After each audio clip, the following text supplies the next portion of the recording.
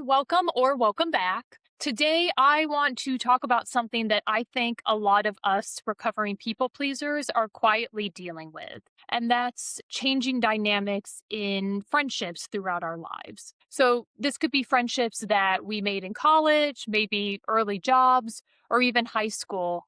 I have noticed that they can start to feel different as we move away from each other, either literally or emotionally. We might start to focus on other things like maybe careers, romantic relationships, or kids. So if you're new here, this channel is for fellow recovering people pleasers. I use real moments from my day to day life to reflect on what worked, what didn't work, and what I'm learning as I try to deconstruct fawning and live more authentically.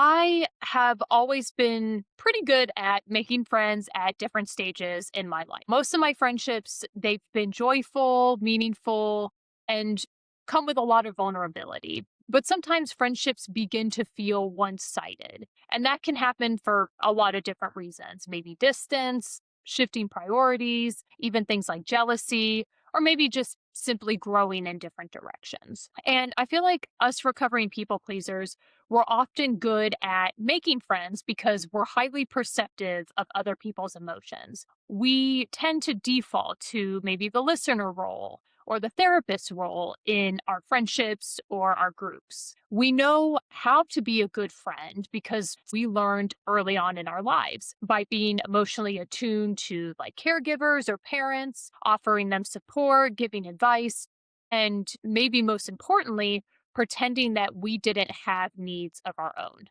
And I can think of one time in my life where a friendship ended very clearly, and that was through a fight and a disagreement. Most of my friendships, they haven't really ended like that. They've faded slowly. There's no really big conversations, no clean ending, no kind of blow up where we know for sure that we're no longer going to speak to each other. And that's kind of different from romantic relationships. In romantic relationships, usually there is a definitive breakup. And as painful as that can be, it does allow us to grieve and move through that grief a little bit easier than it would a friendship. In friendships, often there isn't that defining moment. So the grief might look different. It might be a little bit quieter and it might last longer as well. And sometimes that grief, it's really hard to name and realize that it's even happening. So lately, I have noticed grieving a few friendships where I know we'll probably never be as close as we once were. And in some cases, it is easier to accept because time's passed, both of our lives have changed, and maybe the friendship just naturally ran its course. But I think it's harder when the dynamic changes, even though you're still seeing each other or live maybe kind of close to each other. So, in one particular friendship that I'm thinking of, my friend, she came to visit me, and we do live quite far away from each other, but she came to visit me, and we had gone to a couple of concerts together.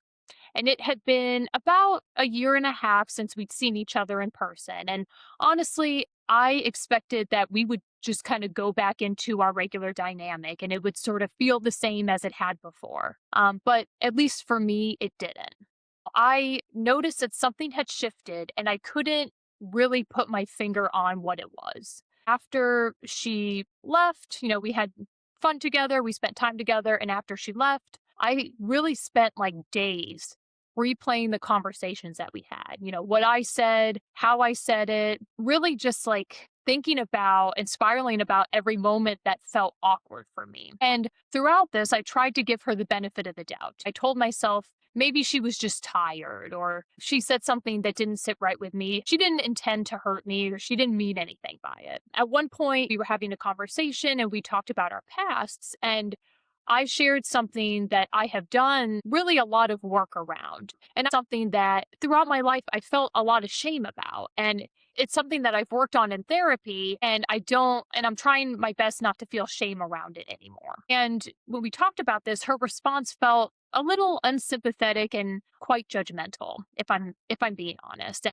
tried to talk myself out of that feeling. And it wasn't until I talked it through with my therapist that I realized, yes, I did feel judged and I had every right to feel that way. And I also had every right to be angry. And I noticed that I was feeling anger inside. So it's been now about 7 months. and we barely talk now. We rarely text. And I know her intention is to be offline more, but I will notice, especially with social media, that she doesn't respond, let's say, in like our friend group chat, but then she'll post something on Instagram. So I know she's online. It's just she's not paying attention or not responding to any texts that we send. And that stings. That does hurt. And over time, I've noticed that she will disengage not just from me, but from our mutual friend as well. And that's really helped me see that this probably has more to do with what she's going through, sort of maybe her shift in priorities or her capacity.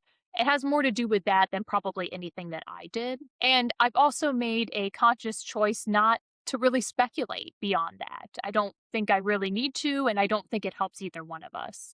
There's really no point in spiraling into wondering what I did wrong when it's possible I didn't even do anything wrong. I don't think that we always need to understand why a friendship changed in order to accept that it has. That urge to analyze, especially for us people pleasers, that urge to kind of introspect endlessly and replay in our mind things that happened. It actually can increase shame and reinforce the belief that it's our responsibility to hold a relationship together. And that's just not healthy. A lot of the time in friendships, nobody did anything wrong. Relationships, they ebb and flow. Some of the friendships that we have in one point of our lives, we might not have them in another time in our lives. They might serve us deeply during one season and then no longer fit the same way in another.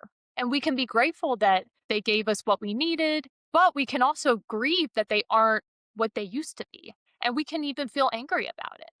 I'm allowed to be angry that I felt judged by my friend. And I'm allowed to be annoyed that she doesn't respond to texts, even if it's within our group chat. I don't necessarily need to act on that anger, but suppressing the anger only makes it louder later on. And I'm learning that feelings are information. They point to places in our lives where there is a disconnect and they're worth paying attention to. In the past, I've sort of made it my job to maintain friendships, to fix things, to talk it out, or to visit. And I believed if I just worked harder at understanding the other person, or maybe I saw them more often, maybe if I could empathize with what they were going through, maybe then the relationship would survive. And I've learned that sometimes that backfires because the same energy isn't always reciprocated. And no amount of effort on any one side is going to carry a relationship forever. I could reach out to my friend now. In the past, I probably would have. I probably would have asked her, how is she doing? Kind of what's going on. But I've learned that in this instance, it's important to ask myself a question. And that is, do I actually want to reconnect? Or do I just want reassurance that I'm a good person and whatever's happening between us is not my fault? I should only reach out if I genuinely want to know how she's doing, not to soothe my own guilt or shame. And I've also learned to listen to my body. When I think about interacting with her, or maybe when I see her online, I feel tension within my body. And that tells me that there's some kind of unresolved anger that I need to process first before I reach out. And I've also asked myself, if she didn't respond to me, how would I feel? And that answer was resentment.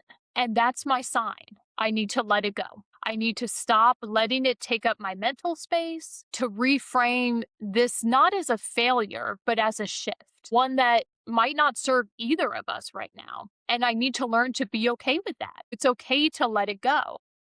And it's also okay to grieve. Now, if you would like to share, I would love to hear about maybe a friendship or a relationship that has shifted for you and how you navigated it. And if this resonated, you can like or subscribe so you don't miss future reflections on boundaries and recovering from people pleasing.